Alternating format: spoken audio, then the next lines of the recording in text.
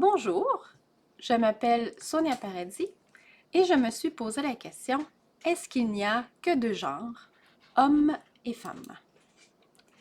Je me suis posé cette question puisque dernièrement, il y a quelques politiciens, dont Pierre Poilievre, qui ont dit qu'ils ne connaissent que deux genres. Donc, dans ma présentation, je vais montrer quelques exemples où c'est très clair que les individus sont ni clairement hommes, ni clairement femmes.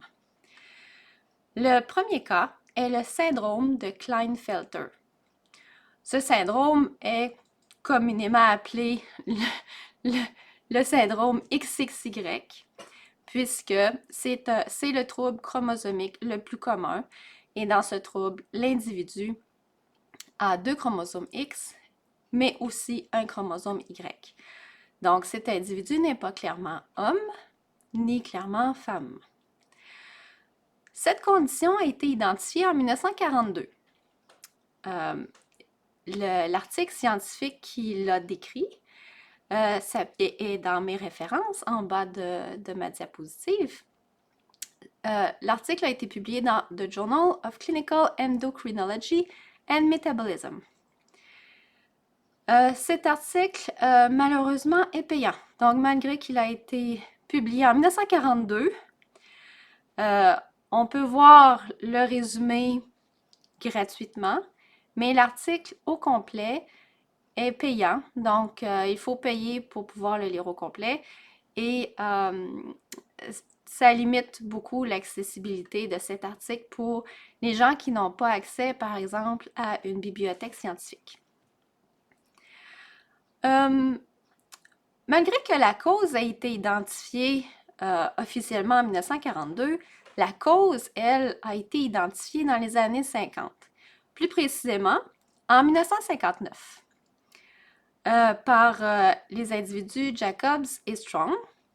L'article s'intitulait A Case of Human Intersexuality Having a Possible XSY Sex Determining Mechanism. Cet article a été publié dans Nature.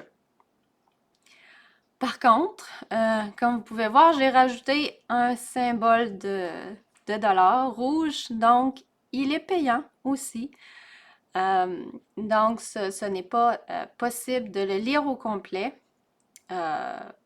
si on n'est pas abonné à la revue Nature.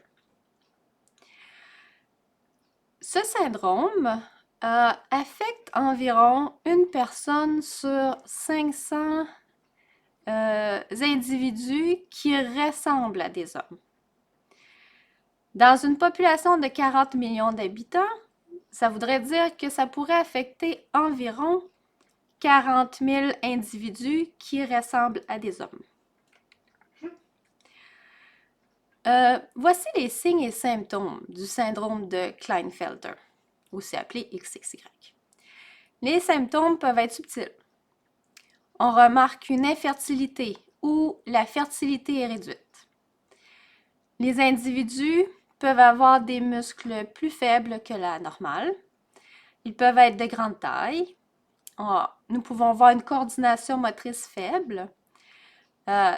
Pour certains individus, il y a moins de poils sur le corps. Il peut y avoir une croissance des seins et il peut y avoir une faible libido. Dans la majorité des cas, les symptômes sont observés à la puberté. Bon, deuxième exemple de cas où les individus ne sont pas clairement hommes ou femmes, c'est le syndrome d'insensibilité aux androgènes. La première description complète de ce syndrome a été faite en 1953. L'article qui a décrit au complet ce syndrome s'intitulait The Syndrome of Testicular Feminization in Male Pseudo-Hermaphrodites. Cet article a été publié en 1953, comme je l'ai dit, et malheureusement, quand je suis allée vérifier, j'ai vu qu'il est encore payant.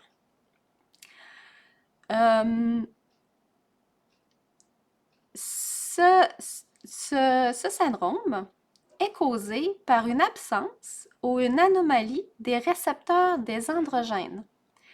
En fait, ce sont des mutations dans le gène codant pour le récepteur aux androgènes sur le chromosome X qui va causer cette insensibilité aux androgènes. La prévalence est la suivante. Environ une personne sur 20 000 à 100 000 qui sont porteurs des chromosomes XY vont être affectés par une insensibilité aux androgènes.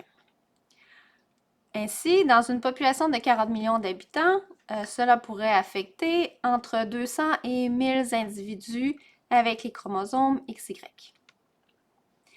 Il y a 3 catégories de syndrome d'insensibilité aux androgènes. Il peut y avoir la catégorie légère, où les organes génitaux mâles sont normaux. L'insensibilité peut être partielle. Dans ce cas, les organes génitaux sont partiellement masculins. Il peut y avoir une insensibilité complète. Dans ce cas, les organes génitaux féminins extérieurs sont typiques, mais il y a absence d'utérus et d'ovaires. Donc, ici, nous avons l'échelle de Kigley qui a été montrée en 1995 dans la revue Endocrine Reviews. Malheureusement, cet article est payant. Il faut être abonné au journal pour pouvoir le voir. Mais nous avons ici tout de même l'échelle. Donc, nous pouvons voir qu'au grade 1, les organes génitaux sont entièrement masculinisés. Donc, l'insensibilité aux androgènes est faible. Pour les grades 2 à 5, là, nous voyons que les organes génitaux ne sont pas clairement hommes ou femmes. Donc, nous avons une insensibilité partielle aux androgènes. Dans les grades 6 et 7, les organes génitaux externes sont entièrement féminisés. Entièrement féminisés. On dirait vraiment des organes génitaux de femmes. Et dans ce cas, nous avons une insensibilité totale aux androgènes. Ici, j'ai mis une référence qui s'appelle Ambiguous Genitalia in the Newborn. On pourrait traduire ce titre par Organes génitaux externes ambigus du nouveau-né. Donc, ce document a été écrit par 2 pédiatres. Un pédiatre qui vient de Suisse et un pédiatre de Turquie. Ce document est très récent. Il a été écrit en 2023. Et il décrit en détail différents cas de variations ou troubles du développement sexuel. Et ça inclut aussi le syndrome d'insensibilité aux androgènes. Donc, dans ce document, nous voyons encore l'échelle Kigley, mais nous avons aussi l'échelle Prader, qui ressemble beaucoup à l'échelle Kigley. Ce document décrit plusieurs causes d'organes génitaux atypiques chez le nouveau-né. Donc, les anomalies chromosomiques, les causes génétiques, les médicaments et les produits chimiques sont bien décrits dans cet article.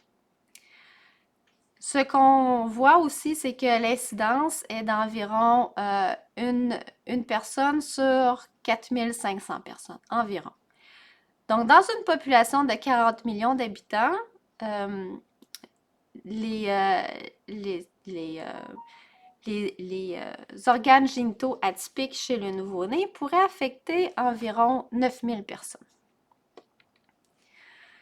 Donc, je vous ai décrit quelques cas, OK? Il y avait les anomalies chromosomiques telles que le XXY. Il y avait des problèmes génétiques tels que le syndrome d'insensibilité aux androgènes. Et dans le dernier document que je vous ai montré, on rajoute aussi la possibilité de médicaments et de certains produits chimiques, dont l'utilisation de certaines hormones synthétiques durant la grossesse. Si on fait un parallèle avec des problèmes qu'on voit ailleurs dans le corps, hein, donc l'anomalie chromosomique XXY, on pourrait faire une analogie avec la trisomie 21, par exemple. Pour le cas du syndrome d'insensibilité aux androgènes, nous savons que c'est dû à des mutations dans ce gène. C'est la même chose aussi pour l'anémie falciforme. Il y a une mutation qui va affecter la personne. Aussi, pour les médicaments et produits chimiques, nous savons qu'il y a eu l'utilisation de la thalidomide pendant la grossesse qui a affecté le corps des personnes. Donc, ma question est-ce que nous disons que la trisomie 21, l'anémie falciforme et les malformations causées par la thalidomide n'existent pas parce qu'elles affectent une minorité de la population? Non. Donc, de la même façon, de mon point de vue, je pense que tous les problèmes de XXY, syndrome d'insensibilité aux androgènes et toutes les causes qui vont affecter le sexe des individus doivent être reconnus, même si ces problèmes n'affectent qu'une minorité de la population. Cela m'amène à un deuxième petit point. Dernièrement, nous avons vu que Pierre Poilievre veut cesser de financer la Canadian Broadcasting Corporation. Au débat des chefs en français, dernièrement, le 16 avril, ce que j'ai compris, c'est que Pierre Poilievre laisserait ouvert Radio-Canada seulement, afin de soutenir la culture française au Canada. Selon lui encore, il y a déjà suffisamment d'offres culturelles en anglais de la part des chaînes privées, justifiant la fermeture de CBC. C'est ce que j'ai compris. Donc, ici, j'aimerais vous montrer mes observations à moi quand je compare Radio-Canada CBC avec les chaînes privées. Donc, dans le cas de Radio-Canada et CBC, je vois des nouvelles. Dans les chaînes privées, il y a des chaînes privées qui donnent aussi de bonnes nouvelles. À Radio-Canada CBC, je vois du journalisme d'enquête. Il y a certaines chaînes privées qui offrent aussi du journalisme d'enquête. Même chose pour les documentaires. Par contre, quand on rentre dans les actualités scientifiques, là, je ne vois pas une offre semblable du côté des chaînes privées. Dans mon cas, j'aime beaucoup les émissions d'actualité scientifique. Quand j'étais toute petite, j'écoutais avec mes parents l'émission Découverte. Je l'écoute encore. J'aime beaucoup me tenir au courant avec Monsieur Tisser. Ensuite, ma mère aimait beaucoup écouter à la radio l'émission Les Années-Lumière. Et des fois, quand j'étais là, j'écoutais aussi avec elle les reportages. Mon grand-père maternel, qui était producteur laitier, à toutes les semaines, il écoutait la Semaine verte pour se tenir à jour dans les nouvelles découvertes dans le domaine agroalimentaire. Et plus récemment, à la radio, il y a La Nature selon Boucard, qui est aussi une émission très instructive. Du côté de CBC, pour m'aider dans mon anglais, à quelques occasions, j'ai écouté The Nature of Things avec David Suzuki. Et quand je faisais mon baccalauréat en biochimie, j'ai eu un cours d'anglais et l'émission que j'avais choisie pour écouter à toutes les semaines, c'était l'émission Quarks and Quarks et j'ai vu que c'était de la même qualité que Les Années-Lumière en français. Donc, c'est une offre exceptionnelle que je ne retrouve pas chez les chaînes privées. Aussi, il y a un autre exemple qui combat la désinformation, c'est l'émission Les Décrypteurs.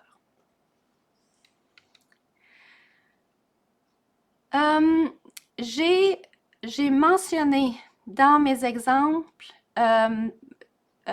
qu'il y avait des journaux qui ne mettaient pas gratuitement leurs articles. Donc, il y a quelques journaux scientifiques qui rendent gratuits leurs articles après une certaine période de temps, et d'autres non. Et ça, je trouve ça triste parce que ça rend la science difficile d'accès. Radio-Canada CBC rendent la science accessible à tous les Canadiens avec leurs émissions de vulgarisation scientifique. Donc, mon analyse est que Radio-Canada CBC est la chaîne au Canada qui aide de plus la population canadienne à rester à jour dans les nouvelles scientifiques. Une population mieux informée peut mieux développer son sens critique, être moins facilement manipulée par des individus qui communiquent des faussetés et plus facilement s'entendre en basant les discussions sur des faits.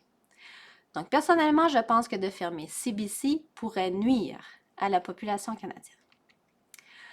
Donc maintenant, je reviens à ma question de base. Est-ce qu'il n'y a que deux genres, hommes et femmes? La réponse est non. Des cas d'individus intersexes sont bien documentés. La littérature scientifique en parle depuis au moins les années 40. À mon avis, le manque de transmission de cette information dans la population générale démontre l'importance de l'accessibilité des émissions de vulgarisation scientifique. Donc, vous avez vu tout au long de mes diapositives, j'ai donné mes références. Pour les références gratuites, je vous conseille, si vous voulez, ne vous gênez pas pour retourner voir les détails. Et sur ce, je vous dis merci de m'avoir écouté et bonne journée.